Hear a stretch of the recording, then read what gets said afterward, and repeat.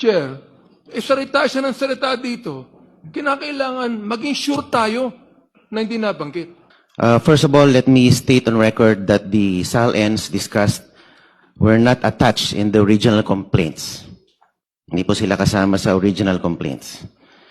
And using the SALNs as a starting point without necessary predicate evidence supports the position that the investigation of the House of Representatives Committee on Justice is a fishing expedition.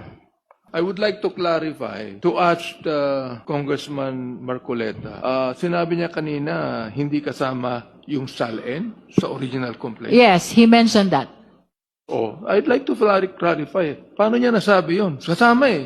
Ito, babasahin ko. Vice President Sara Duterte committed culpable violation of the Constitution and betrayed the public trust in amassing unexplained wealth and failing to disclose all her properties and interests in properties in her SALN.